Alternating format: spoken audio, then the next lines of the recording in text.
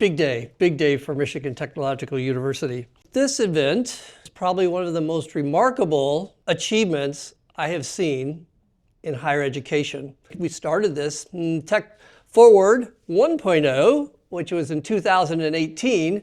If they would have told me at that time that, and we're going to completely revise the entire general education curriculum, my response would have been, are you sure we want to do this? Okay. We've been very fortunate to have incredible faculty and staff leadership also to help move this forward. Now all that's left is the doing. So here we go. Because oftentimes the students that we have coming to see us, they might be kind of confused as far as what they want to be doing. Contextualize any response that they might have received. Help them understand and explain it when you can. Looking at the essential abilities, the NACE competencies, and really kind of framing this as this is something that industry is looking for. We see these social media influencers that maybe don't have any talent at all, but they're watched by millions of people. This generation, they don't see like a separation between work and life. And why would they? Because on social media, it is all one, right? Are they going to come with the values that we have at our company, and are they going to just embrace that? And you better understand influence. And if you can model that in the first part of your career without a title, those people get a lot of attention.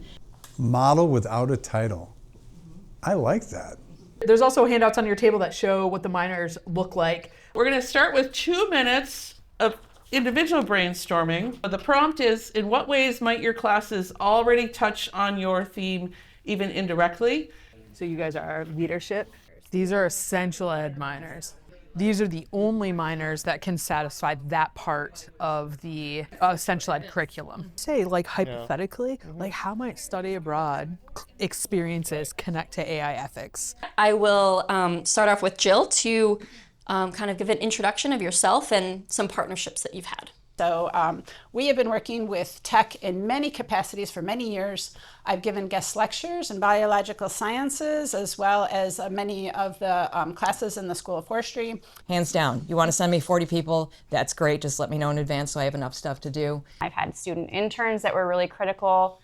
We have lots of volunteers, and that's just my department. Michigan Tech's really offered an insight into Western science and different data collection and different expertise development. Jupiter has partnered with Michigan Tech, starting an internship program and also on research.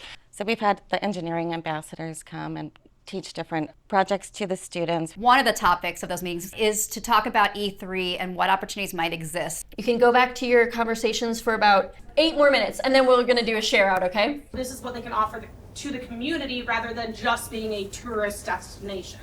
But the needs in our community are being met, so understanding what the needs are. But I love this because it has something called the trough of sorrow, which I am going to totally use for the rest of my life.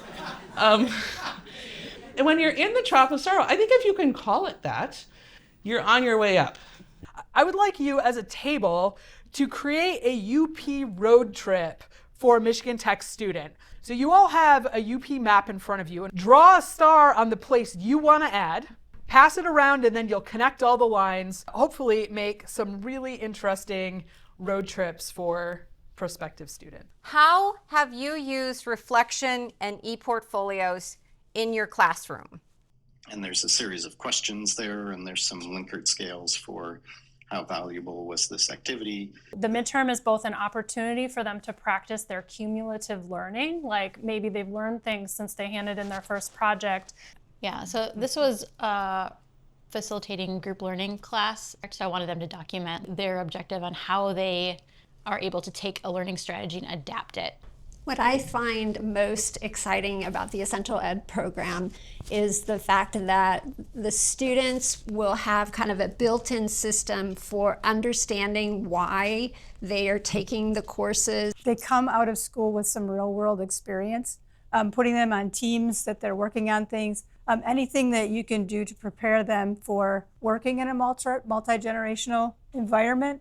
And you better be able to sell yourself and say, I have this skill set, I did this, I learned this from this, and here, I will show you. What would you say to any Michigan Tech faculty or staff who might be feeling hesitant, overwhelmed, or unsure about the new Essential Education Initiative? It sounds like it's too bad because it's happening, right?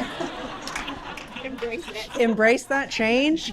I mean, we have student ambassadors, and if we're actually delivering, those students should be our best recruiters.